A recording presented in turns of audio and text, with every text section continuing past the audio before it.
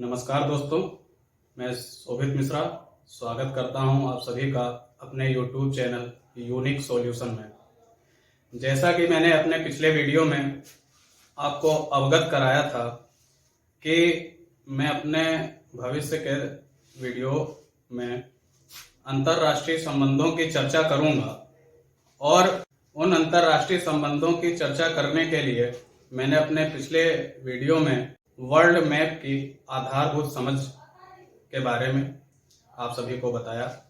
आज उसी श्रृंखला को आगे बढ़ाते हुए अंतर्राष्ट्रीय संबंधों में पहली कड़ी भारत नेपाल संबंध के बारे में आप सभी को बताना चाहता हूं और इन संबंधों को समझने के लिए पहले आपको भारत के साथ साथ नेपाल की क्या स्थिति है आपको इससे परिचित होना पड़ेगा और पीछे बोर्ड पर आपको भारत के साथ नेपाल की स्थिति का कुछ नक्शा बना हुआ दिख रहा होगा। इस नक्शे में भारत देश के उत्तर पूर्व के बीच में आप कह सकते हैं उत्तर पूर्वी दिशा में भारत से लगते हुए नेपाल देश की स्थिति आती है और यह पूरा इलाका हिमालय के दक्षिणी ढलान की तरफ स्थित है। हिमालय के दक्षिणी ढलान और भारत की उत्तरी सीमा के बीच में नेपाल देश की स्थिति है। अब आप इस बात को समझें कि भारत के 5 राज्य ऐसे हैं जो नेपाल से अपनी सीमा साझा करते हैं और इन 5 राज्यों का नाम आप ध्यान रखें। इन राज्यों का क्रम पश्चिम से पूर्व की तरफ अगर हम लोग व्यवस्थित करना चाहें, पश्चिम से पूर्व की तरफ अगर इन राज्यों का क्रम व्यवस्थित करना चाहें तो पश्चिम में सबसे पहले उत्तराखंड, पूरब की तरफ बढ़ते हुए उत्तर प्रदेश, बिहार, पश्चिम बंगाल और सिक्किम। एक बार फिर से उत्तराखंड, उत्तर प्रदेश, बिहार, पश्चिम बंगाल और सिक्किम भारत के राज्य जो नेपाल की सीमा के साथ अपनी सीमा साझा करते हैं।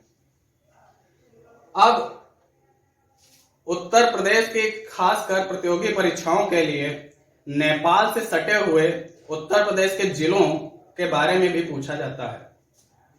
इन राज्यों का क्रम अगर आप सबसे पहले इन 5 राज्यों की स्थिति भारत के नक्शे पर देखना चाहें तो पश्चिम में सबसे पहले उत्तराखंड, पूरब की तरफ बढ़ते हुए उत्तर प्रदेश, बिहार,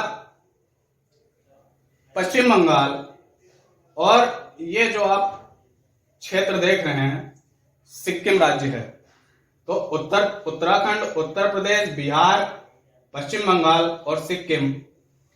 अब उत्तर प्रदेश के कौन कौन से जिले नेपाल से अपनी सीमा साझा करते हैं, इसमें पश्चिम से पूर्व की तरफ पीलीभीत, लखीमपुर खीरी, बहराइच, श्रावस्ती, बलरामपुर, सिद्धार्थनगर, महाराजगंज।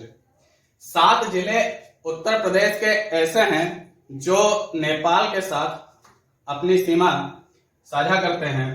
पीलीभीत, लखीमपुर खीरी, बहराइच, श्रावस्ती, बलरामपुर, सिद्धार्थनगर, महाराजगंज और यह क्रम पश्चिम से पूरब की तरफ है।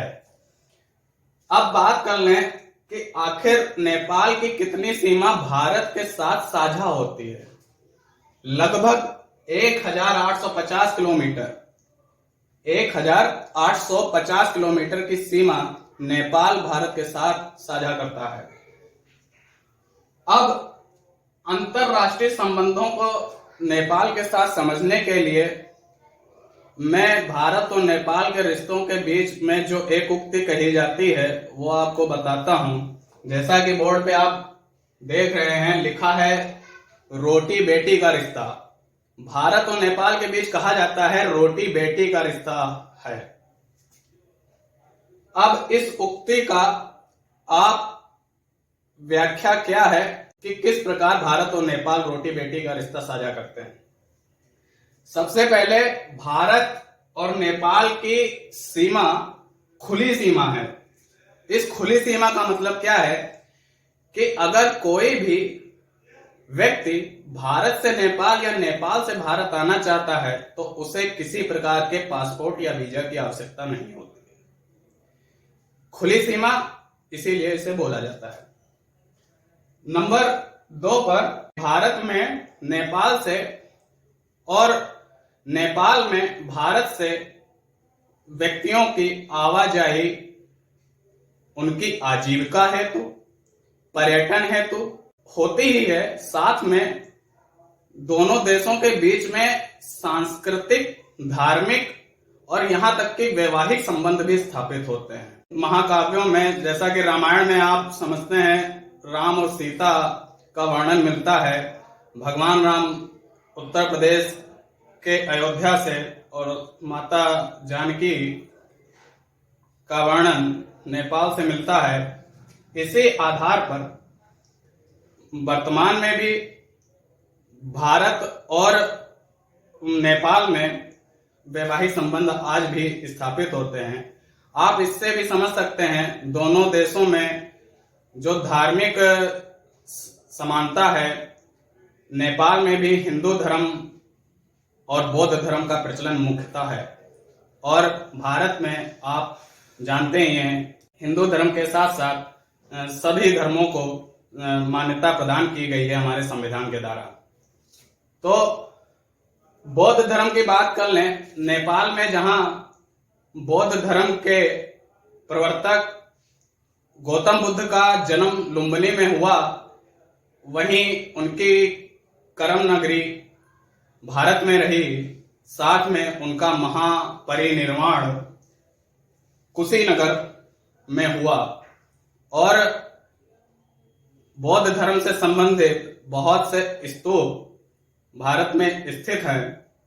धार्मिक समानता समान होने के साथ साथ दोनों देशों में इसीलिए सांस्कृतिक समानताएं भी पाई जाती हैं। अब हिंदू धर्म और बौद्ध धर्म में समान विरासत होने के कारण भारत सरकार ने रामायण सर्किट को बनाने का अपना लक्ष्य रखा, जिसमें भगवान राम के जीवन से जुड़े स्थानों को आपस में जोड़ने के लिए और पर्यटन को बढ़ाने के लिए शुरुआत की गई, जिसमें नेपाल के भी कई स्थान आते हैं। अब बात कर लें कि भारत और नेपाल के बीच में सन 1950 में भारत नेपाल मित्रता संबंध से संबंधित एक समझौता हुआ और इसी समझौते के जरिए खुली सीमा साझा की गई, जिससे दोनों देशों के व्यक्ति आपस में बिना किसी रोक टोक के एक देश से दूसरे देश में आवाजाही उनकी सुनिश्चित हो सके। और इसी मित्रता संबंध समझौते के जरिए नेपाल को ये आधार मिल सका कि वह भारत से हथियार खरीद सकने में सक्षम हो पाएगा। अब भारत नेपाल का केवल भौगोलिक साझेदार ही नहीं है, वरन आर्थिक और रणनीतिक साझेदार भी है। आप समझ सकते हैं कि भारत नेपाल की सेना के आधुनिकीकरण के लिए प्रयासरत है और भारत की तरफ से नेपाल की सेना के आधुनिकीकरण के लिए सहयोग किया जाता है। साथ में भारत की सेना में नेपाली युवकों, जिन्हें गोरखा बोला जाता है, उनकी भर्ती की जाती है और भारतीय सेना में एक अलग से गोरखा रेजिमेंट बनाई गई है। वह केवल नेपाली युवकों के लिए है जो गोरखा होते हैं। न केवल उनकी भर्ती की जाती है बल्कि उनकी सेवा के उपरांत उनको भारतीय सैनिकों की भांति ही पेंशन और उनके स्वास्थ्य का भी ध्यान रखा जाता है। यह गोरखा रेजिमेंट अंग्रेजों के समय बनाई गई थी और इस रेजिमेंट को बनाने का मुख्य कारण गोरखा सैनिकों का वीर भाव और उनकी वीरता थी। और यह वाकई में सत्य है कि भारतीय सेना में गोरखा रेजिमेंट अपना एक अद्भुत स्थान बनाए हुए है। साथ में भारतीय कंपनियां बिजली, पर्यटन, सेवा आदि इन क्षेत्रों में नेपाल में अपनी मौजूदगी दर्ज कराती हैं। बिजली, पर्यटन, सेवा और इंफ्रास्ट्रक्चर आदि इन सभी से संबंधित भारतीय कंपनियां अपनी मौजूदगी नेपाल में दर्ज कराती हैं। यहां इससे न केवल नेपाल में रोजगार की वृद्धि होती है बल्कि नेपाल की आर्थिक समृद्धि भी होती है। साथ में पहले बताया गया कि भारतीय सेना भारत की तरफ से नेपाल सेना के आधुनिकीकरण के लिए उपकरण और यहां तक कि प्रशिक्षण का भी इंतजाम किया जाता है। साथ में दोनों देश एक दूसरे से सैन्य अभ्यास के लिए सूर्य किरण, नाम ध्यान रखिएगा, सूर्य किरण नाम की मिलिट्री एक्सरसाइज का आयोजन करते हैं। अब भारत और नेपाल के बीच में कनेक्टिविटी को बढ़ाने के लिए रक्सौल, जो कि बिहार में स्थित है, और काठमांडू, नेपाल की राजधानी, इन दोनों के बीच में रेल लाइन बनाने का प्रस्ताव है। भारत में बिहार में स्थित रक्सौल, नेपाल की राजधानी काठमांडू के बीच में रेल लाइन बनाने का प्रस्ताव भी दोनों देशों के बीच में है। साथ में मोतिहारी, जो कि बिहार का जिला है, वहां से लेकर अमलेखगंज, नेपाल तक तेल पाइपलाइन बिछाने का भी प्रस्ताव भारत सरकार और नेपाल सरकार के द्वारा किया गया है। अब इन सबके साथ में भारत हमेशा नेपाल के साथ खड़ा हुआ दिखता है, चाहे वह उसका कोई आंतरिक मदद हो या विपदा का समय हो या अंतरराष्ट्रीय संबंधों में अपनी मुखरता जाहिर करने को हो। भारत नेपाल के साथ हमेशा मदद का हाथ बढ़ाए हुए रहता है। मुझे याद है सन 2015 में जब नेपाल में भूकंप आया था, उस समय वहां काफी त्रासदी हुई थी और भारत सरकार ने लगभग $1 बिलियन का खर्च नेपाल के लिए स्वीकृत किया। साथ में भारतीय सशस्त्र सेनाओं ने ऑपरेशन मैत्री के नाम से एक कार्यक्रम प्रारंभ किया, जिसके जरिए नेपाल में लोगों का रेस्क्यू किया गया और उन तक आवश्यक औषधि राहत सामग्री पहुंचाई गई। अब इन सब के चलते भी आपने पिछले साल भारत और नेपाल के संबंध में कुछ विवाद सुने होंगे। इन विवादों में सीमा विवाद मुख्यतः नेपाल और भारत के बीच में सुना जाता रहा है। सीमा विवाद आप 3 जगहों का ध्यान रखिए, काला पानी, लिपलेख और लिम्पियाधुरा। सन 1816 में सगोली की संधि हुई थी।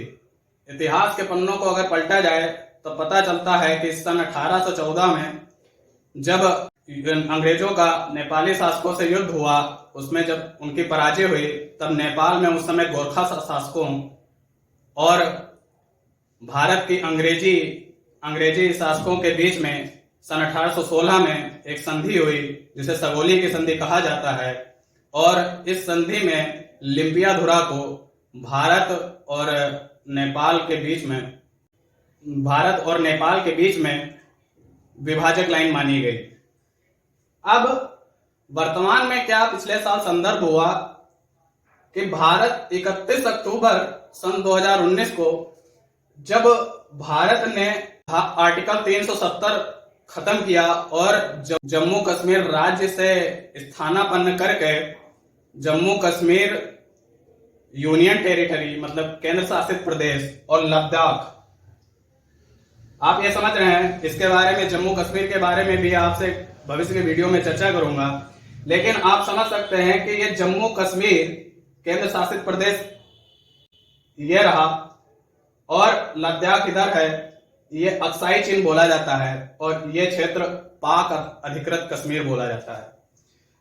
तो जम्मू कश्मीर केंद्र शासित प्रदेश और लद्दाख केंद्र शासित प्रदेश में जम्मू कश्मीर राज्य का बंटवारा किया गया।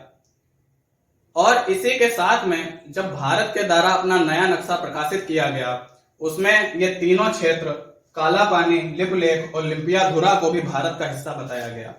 इस पर नेपाल ने आपत्ति जताई और अपना नया राजनीतिक नक्शा प्रकाशित किया, जिसमें काला पानी, लिपुलेख और लिम्पियाधुरा को अपने क्षेत्र में दिखाया। भारत सरकार ने जब इस पे आपत्ति जताई तो दोनों के बीच में सीमा विवाद उत्पन्न हुआ। अब ये सीमा विवाद क्या है, आप इसको समझें। दरअसल महाकाली नदी को भारत और नेपाल के बीच में सीमा माना जाता है। अब भारत की तरफ से तर्क यह है कि महाकाली नदी का उद्गम लिपुलेख से होता है और लिपुलेख भारत के उत्तराखंड के पिथौरागढ़ जिले में आता है। फिर से सुने, महाकाली नदी का उद्गम भारत मानता है कि लिपुलेख से होता है, जो कि भारत के उत्तराखंड राज्य के पिथौरागढ़ जिले का हिस्सा है। इसलिए उत्तराखंड राज्य का हिस्सा होने के कारण भारत लिपुलेख को अपना हिस्सा मानता है। क्योंकि लिपुलेख के पीछे के हिस्से काला पानी और लिम्पियाधुरा हैं।